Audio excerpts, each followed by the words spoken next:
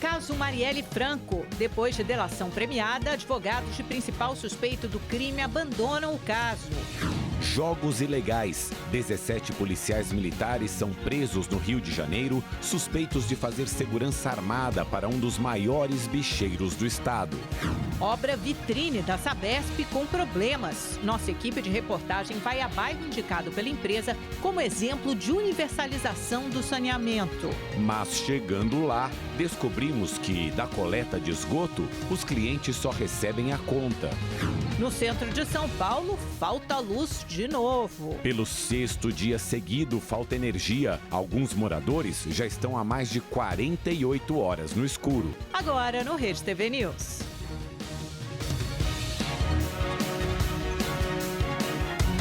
E os advogados que defendiam Rony Lessa, assassino confesso da vereadora Marielle Franco e do motorista Anderson Gomes, abandonaram o caso por não concordarem com o acordo de delação premiada que o Supremo Tribunal Federal homologou.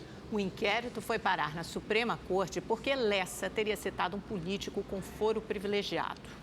A decisão da defesa de Rony Lessa veio um dia depois de o ministro da Justiça, Ricardo Lewandowski, confirmar que o Supremo Tribunal Federal homologou o acordo de delação premiada concedido ao ex-policial militar. Os advogados defenderam Lessa em 12 processos nos últimos 5 anos. Em nota, eles afirmaram que, por ideologia jurídica, o escritório não atua para delatores e que, desde o primeiro contato, deixaram claro que Rony Lessa não poderia contar com o escritório caso tivesse interesse em fechar um acordo de delação premiada. Rony Lessa está preso desde 2019. Ele é acusado de ter assassinado a vereadora Marielle Franco e o motorista Anderson Gomes. A delação está sob sigilo, mas ele teria entregado os mandantes do crime e a motivação.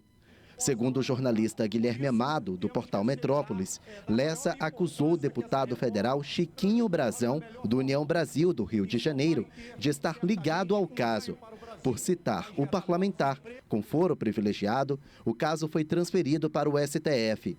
Chiquinho Brazão foi vereador no Rio de Janeiro por 12 anos. O período inclui os 2 primeiros anos de Marielle na Câmara, entre 2016 e março de 2018. O outro envolvido, Elcio de Queiroz, que dirigiu o carro para Rony Lessa cometer o crime, fechou o acordo de delação premiada com a Justiça em julho do ano passado.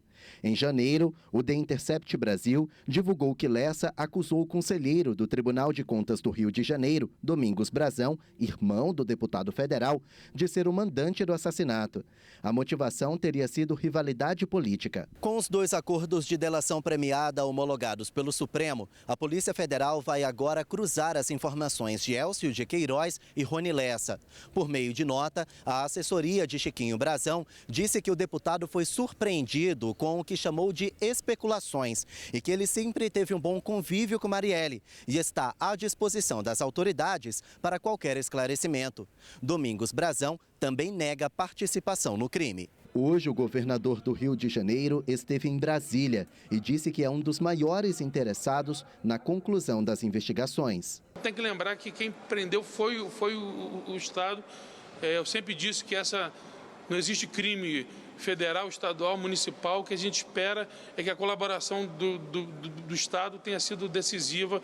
Não pode esquecer que eu fui colega da Marielle enquanto vereador e com certeza a gente é super interessado em que esse crime seja elucidado o mais rápido possível. 17 policiais do Rio de Janeiro foram presos, acusados de fazer a segurança armada de Rogério Andrade, um dos bicheiros mais conhecidos do estado.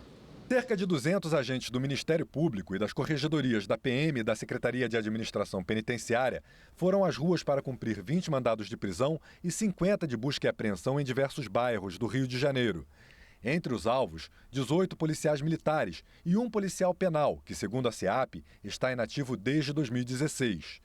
De acordo com a denúncia, eles trabalhavam como seguranças particulares, usando armamento e estrutura da polícia para uma organização criminosa chefiada pelo bicheiro Rogério Andrade. Em um dos endereços de um PM reformado, os agentes encontraram livros sobre a história do jogo do bicho, munição e um envelope com a inscrição Segurança Pessoal, que poderia ser usado em pagamentos.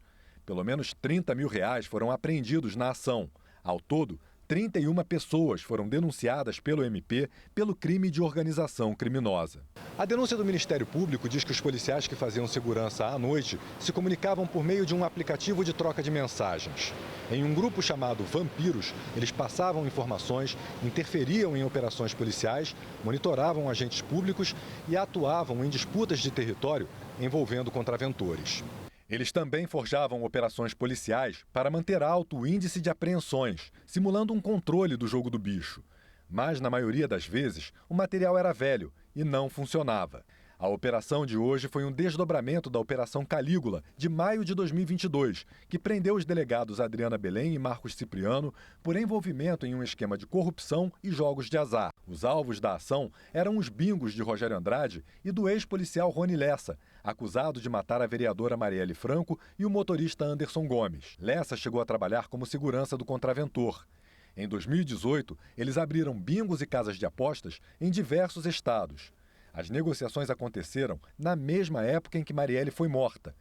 O esquema foi descoberto em um celular apreendido durante as investigações da morte da parlamentar, o que levou o Ministério Público a não descartar a participação de Rogério Andrade no crime. Em 2022, ele chegou a ser preso, mas foi solto meses depois por decisão do STJ, com uso de tornozeleira eletrônica. Dessa vez, Rogério Andrade não foi alvo. Um técnico em radiologia foi preso em flagrante no Rio de Janeiro por importunação sexual. Segundo as investigações, Felipe André de Araújo Reis obrigou uma jovem de 18 anos a ficar sem blusa durante um exame de raio-x. A denúncia foi feita pelo pai da vítima, que também é técnico em radiologia. O suspeito foi preso dentro da UPA em que trabalhava. Moradores da região central de São Paulo voltaram a ficar sem energia elétrica durante a tarde de hoje. Ao vivo, o repórter Murilo Rincon conta pra gente qual foi a justificativa da operadora, da distribuidora de energia elétrica dessa vez, Murilo. Boa noite para você.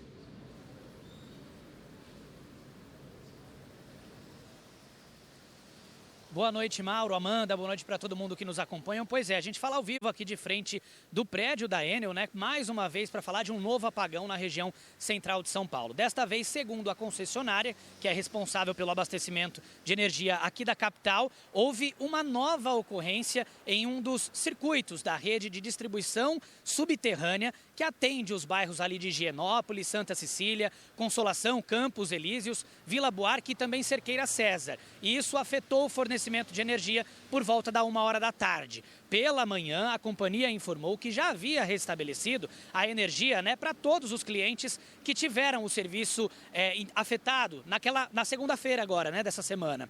E que as equipes da empresa identificaram uma nova falha e optaram então por desligar preventivamente um dos circuitos para realizar uma nova intervenção. Segundo a Enel, no fim da tarde, 97% dos clientes afetados já estavam com o serviço restabelecido. Cerca de 1.000 pessoas ainda estão sem energia, vão ser ali supridas por meio de geradores. Em meio a esses problemas recorrentes, o Tribunal de Contas do município aqui de São Paulo anunciou hoje a criação de um grupo de estudo com o objetivo de verificar o contrato com a concessionária e também os prejuízos gerados aí pela interrupção no fornecimento de luz e também no atendimento ao consumidor. A gente vai ouvir agora o que disse o conselheiro-presidente do Tribunal de Contas do município de São Paulo. Esse é um assunto tratado pela nossa agência ANEEL, pela agência que cuida de energia, que cuida desse assunto, mas é um contrato com a cidade de São Paulo. Então, existe, nesse sentido, o envolvimento do ente, então a circunscrição, a jurisdição é também municipal e o Tribunal de Contas tem que atuar nesse sentido. Então, nessa proposta da criação desse grupo de estudos. É inadmissível, né? Tantas pessoas sem luz durante dias a fio, sem uma razão, sem uma justificativa clara. Não é a primeira, nem a segunda, nem a terceira vez que isso acontece em São Paulo. É algo recorrente em São Paulo.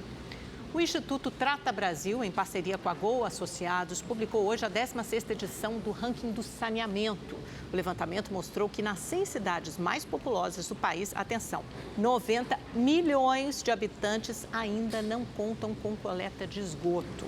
E vamos contar um bastidorzinho dessa reportagem? Porque para fazer a reportagem a gente questionou a Sabesp, que é a companhia de saneamento aqui de São Paulo, sobre algum bairro que tivesse recebido obras recentes de saneamento básico. E a gente foi a um desses bairros indicados pela companhia. Tipo, bom exemplo, né? Vamos lá mostrar. Bom, a água tratada chegou, mas a gente descobriu que do esgoto, que era para estar funcionando, os clientes só recebem a conta. A Genilda mora no Jardim Pantanal, na zona leste de São Paulo, há mais de 20 anos. Há cerca de 3 meses, finalmente a água potável chegou até a casa dela. Mas o esgoto, não. Continua sendo despejado em um córrego próximo. Mas na conta, os dois são cobrados. Tá chegando. E nós estamos pagando, né?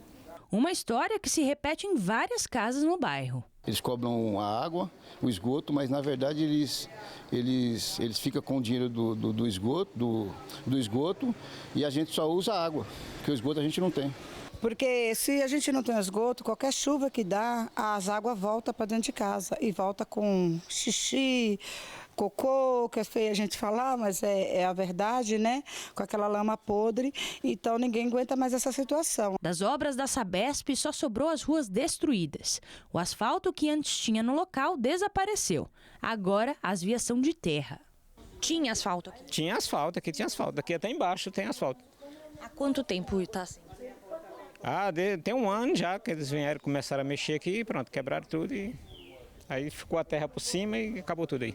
Segundo o ranking do saneamento 2024, em 2022, mais de 32 milhões de habitantes das 100 cidades mais populosas do Brasil ainda estavam sem acesso à água potável e 90 milhões não tinham coleta de esgoto. Entre 2021 e 2022, a coleta foi de 55,8% para 56%, um aumento de apenas 0,2 pontos percentuais. As cidades mais bem colocadas no ranking são Maringá, no Paraná, São José do Rio Preto, Campinas e Limeira, no estado de São Paulo, e Uberlândia, em Minas. Dentre os 20 primeiros colocados, não há nenhum município das regiões Norte e Nordeste. O oposto acontece nas cidades com pior colocação, que são Belford Roxo, no Rio de Janeiro, Rio Branco, no Acre, Santarém, no Pará, Macapá, no Amapá e, em último, Porto Velho, em Rondônia. Ou seja, 4 dos 5 piores na região norte. O novo marco legal do saneamento estipula que até 2033, 99% da população dos municípios do Brasil tenham acesso à água potável e 90% à coleta e tratamento do esgoto. Para o Instituto Trata Brasil, para que essa meta seja alcançada, é necessário dobrar o investimento na área. O resultado do saneamento ele se colhe no longo prazo. Uma decisão tomada hoje, ela passa por projetos de engenharia, ela passa por licenciamento ambiental, ela passa por obras para que então a população tenha acesso. Em nota, a Sabesp informou que já investiu 42 milhões de reais em obras no Jardim Pantanal, que começaram em setembro de 2022. Segundo a estatal, a previsão é que o trabalho seja concluído no segundo semestre deste ano. Por causa da baixa procura pela vacina da dengue, o Ministério da Saúde fará a redistribuição de doses para municípios em situação de emergência. Neste centro de saúde de Belo Horizonte, apenas 2 crianças foram vacinadas contra a dengue na manhã de hoje. Eu tenho 10 anos, eu acho muito importante tomar a vacina da dengue para a gente não ficar doente. Minas Gerais recebeu cerca de 79 mil doses do governo federal, mas até agora vacinou pouco mais de 22 mil pessoas, menos de 30% do total. Obviamente que está aquém do ideal, não estamos felizes com esse percentual de cobertura vacinal nesse momento. Estamos incentivando a população para cada vez ir mais às unidades de saúde, se vacinar. Como o laboratório fabricante tem uma produção limitada, o Ministério da Saúde usou como critério para a distribuição das vacinas municípios com mais de 100 mil habitantes com maior incidência de dengue. O público-alvo são crianças de 10 a 14 anos. Em São Paulo, 36% dos imunizantes foram aplicados. No Rio de Janeiro, 32%. Bahia, 28% e Goiás, apenas 23%. Hoje, o Ministério da Saúde anunciou que vai fazer a redistribuição de doses. A medida é para evitar o desperdício de imunizantes por causa da data de validade. Parte dos lotes só pode ser usada até 30 de abril. A primeira remessa foi encaminhada para 521 cidades. A relação dos novos municípios que vão receber a vacina ainda não foi divulgada. Isso está em processo, tem que ser feito de uma forma muito cuidadosa, não pode ter erro. A vacinação começou há 41 dias. 1.200.000 doses foram distribuídas e cerca de 435 mil foram aplicadas em todo o país. A gente tem um lote que vence em abril, um que vence em maio, um que vence em junho. E vamos, então, fazer esse recolhimento ampliando os municípios. Um levantamento do Observatório de Saúde na Infância revela que nas crianças, os casos mais graves de dengue são registrados na faixa etária de até 5 anos, inclusive com mortes. Já a maior parte das notificações ocorre dos 10 aos 14 anos. Valentina garantiu a primeira dose. Tava tranquilo demais. O povo até pode vir, né, tomar, porque não tem ninguém tomando. Todo mundo tá adiando isso, mas eu acho que deveriam tomar rápido para não pegar. O estado de São Paulo chegou à triste marca de 100 óbitos causados pela dengue em 2024. Outras 231 mortes estão sendo investigadas. Em todo o estado, 300 mil casos já foram registrados. O Brasil registra mais de 1.970.000 casos de dengue desde o início do ano. 656 pessoas morreram. Outros 1.025 óbitos são investigados. Os dados são do último boletim divulgado pelo Ministério da Saúde. Não teve surpresa, conforme a previsão, a expectativa do mercado. O Comitê de Política Monetária do Banco Central baixou a taxa básica de juros, a Selic, em 0,5 ponto percentual. Esse anúncio foi feito agora há pouco e o repórter Igor Damasceno está ao vivo em Brasília e tem as informações para a gente. Igor, boa noite para você.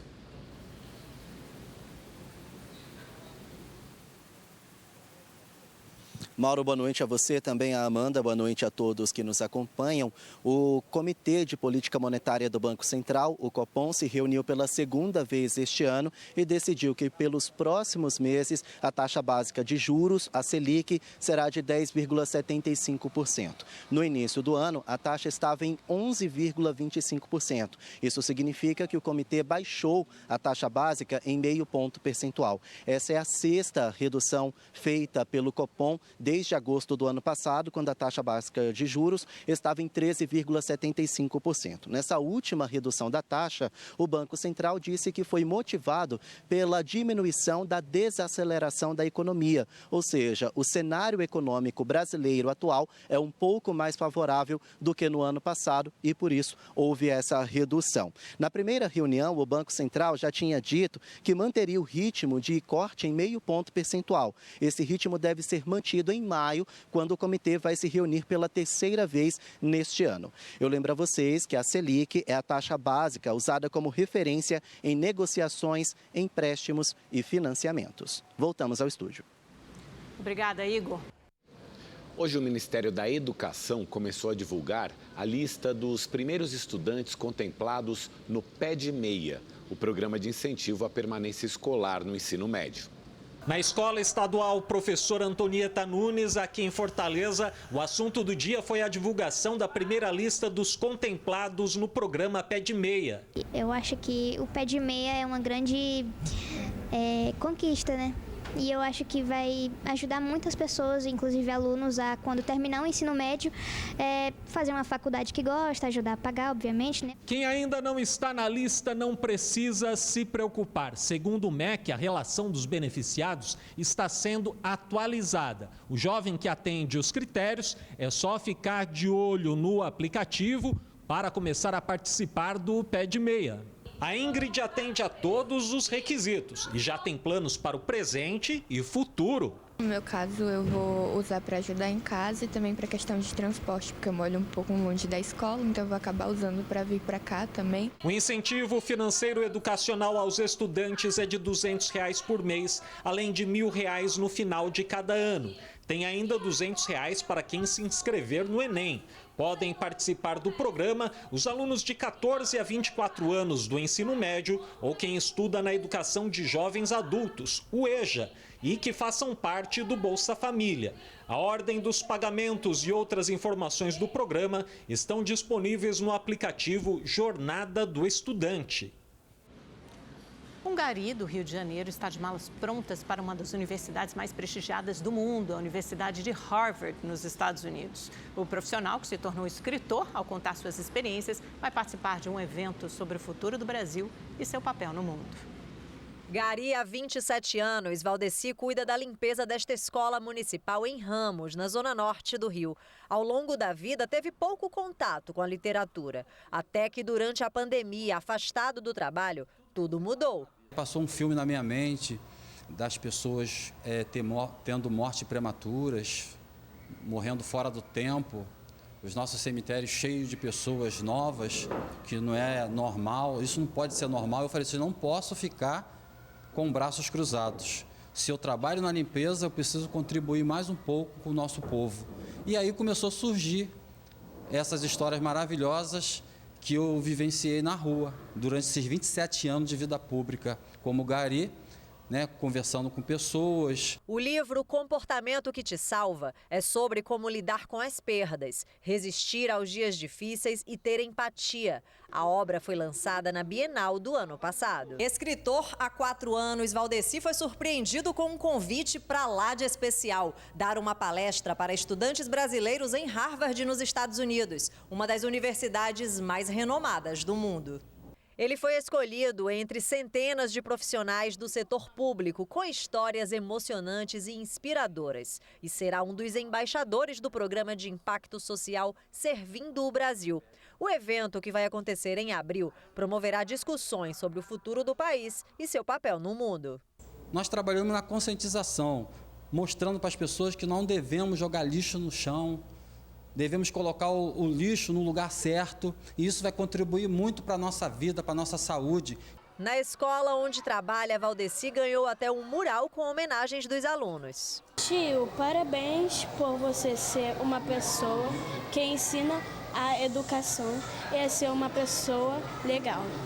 E ele é uma inspiração tanto para a gente, os professores, como para as crianças. Com tanto sucesso, o gari pretende escrever um livro para o público infantil. É um livro muito educativo que fala a respeito da resiliência e da empatia, mas numa linguagem muito infantil, para que eles possam respeitar todos da escola, seja a merendeira, seja o professor, seja o tio da limpeza, todos. Exemplo legal, né? Um temporal nessa madrugada assustou moradores da região metropolitana de Belo Horizonte. Desespero para os moradores dessa casa que foi invadida pela água.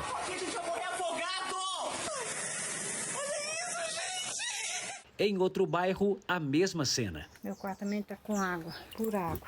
Várias ruas ficaram alagadas. Um carro chegou a ser levado pela correnteza.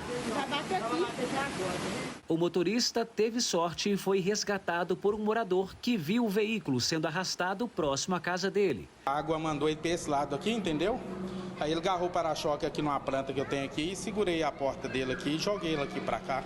Hoje pela manhã, o dia foi de limpeza, além de contar os estragos. Subi mantimento, subi o sofá, mesmo assim perdemos muita coisa. Perdi meus mantimentos tudo. Estragou o carro, estragou tudo, guarda-roupa, tá tudo indo pro lixo. Muita lama se formou nas ruas e dentro das casas. A equipe de limpeza de Contagem trabalhou na retirada da sujeira. A Defesa Civil também orientou os moradores que receberam cestas básicas e produtos de higiene pessoal. De acordo com a Prefeitura, cerca de 500 moradores foram afetados pelo temporal que atingiu 20 áreas do município. Em 4 horas, choveu quase 100 milímetros na cidade. O volume corresponde a mais da metade do previsto para todo o mês de março. Assustador. Bom, vamos conversar então com o Igor Nascimento, sabe tudo de previsão do tempo e hoje começa oficialmente o outono. A gente estava conversando aqui, né, Igor? Quer dizer que deve ser uma estação mais fria ou mais quente que o normal, que é a média dos outonos? Vamos lá, boa noite, Amanda, boa noite, Mauro. Boa noite para você que está em casa. Pois é, olha, o outono vai ser mais quente do que o normal para essa época do ano, viu? E amanhã tem previsão de tempestade, inclusive o IMET ele soltou um alerta vermelho para grande perigo para tempestades para o Paraná, para Santa Catarina e também para o Rio Grande do Sul. A chuva deve ser forte, volumosa e em alguns pontos, olha, pode ter até queda de granizo. A partir de amanhã, essa frente fria segue para o sudeste. As temperaturas continuam altas, mas tem previsão previsão de chuva a qualquer hora do dia. Máxima chegando aos 37 graus no Rio de Janeiro, 32 em Belo Horizonte e em Vitória 36 graus. Olha só lá que não tem previsão de chuva. São Paulo também não escapa dessa instabilidade. Os termômetros começam a mudar no decorrer dos dias. A máxima pode chegar aos 32 graus amanhã, 23 graus na sexta-feira e olha, no sábado cai para 20 graus, também com previsão de chuva forte, principalmente no litoral. Na região norte, tempo instável e com previsão de chuva no período da tarde. Só em Roraima é que o sol continua firme.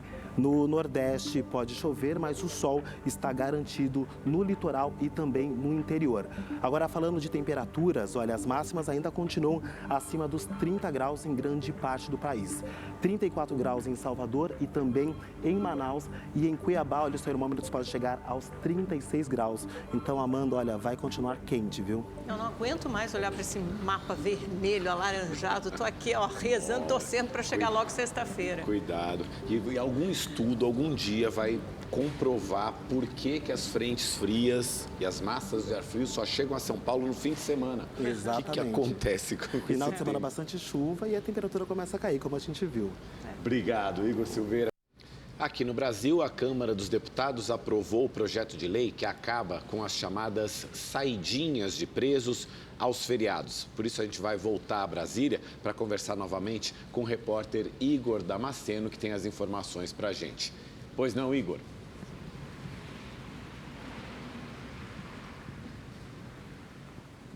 Boa noite novamente, pessoal, a vocês e a todos que nos acompanham ao vivo aqui no nosso Rede TV News. Pois é, a votação foi simbólica ali no plenário da Câmara dos Deputados. Apenas o PSOL queria fazer o registro do voto, algo que não foi aceito pela maioria dos parlamentares. Significa que a votação já estava combinada nos bastidores, nas reuniões de líderes, e então o projeto de lei que muda as regras para saídas temporárias de preso acaba então de ser aprovado em plenário da Câmara dos Deputados.